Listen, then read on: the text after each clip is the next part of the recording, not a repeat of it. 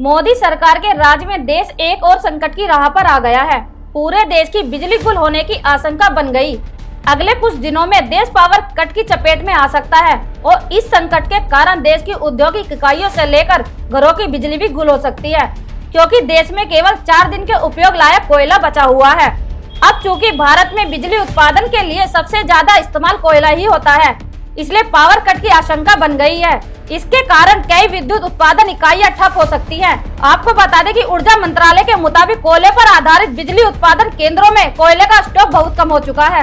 वहीं देश में खानों से दूर विभिन्न राज्यों में स्थित 64 बिजली उत्पादन यूनिट है।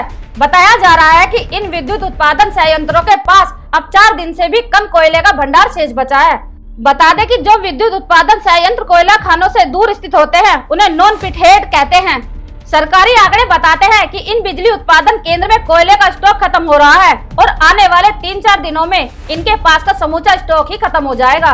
केंद्रीय बिजली प्राधिकरण की बिजली संयंत्रों के लिए कोयला भंडार पर ताजा रिपोर्ट से यह भी पता चला है कि 25 ऐसे बिजली संयंत्रों में 3 अक्टूबर को 7 दिन से भी कम समय का कोयला भंडार है। देश के 64 ताप बिजली संयंत्रों के पास 4 दिन से भी कम समय का ईंधन बचा हुआ है। आपको बता दें कि सीए 135 बिजली संयंत्रों में कोयले के भंडार की निगरानी करता है, जिनकी कुल उत्पादन क्षमता दैनिक आधार पर 165 गीगावाट है।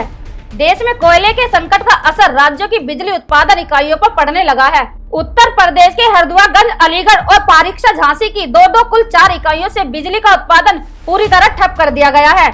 कोयले से चलने वाली अन्य उत्पादन इकाइयां भी कम क्षमता पर चल रही हैं। यदि जल्द ही कोयला इन इकाइयों के पास नहीं पहुंचा, तो यहां भी उत्पादन ठप हो सकता है। कोयला स्टॉक में आई कमी के लिए पावर कारपोरेशन प्रबंध की खामियां सामने आ गई हैं।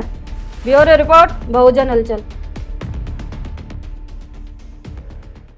अगर आप चाहते हैं गरीब हर वंचित इंसान की आवाज आप तक पहुंचे, तो हमारे चैनल को सब्सक्राइब करें और बेल आइकन का बटन दबाना ना भूलें। देखते रहिए बहुजन हलचल न्यूज।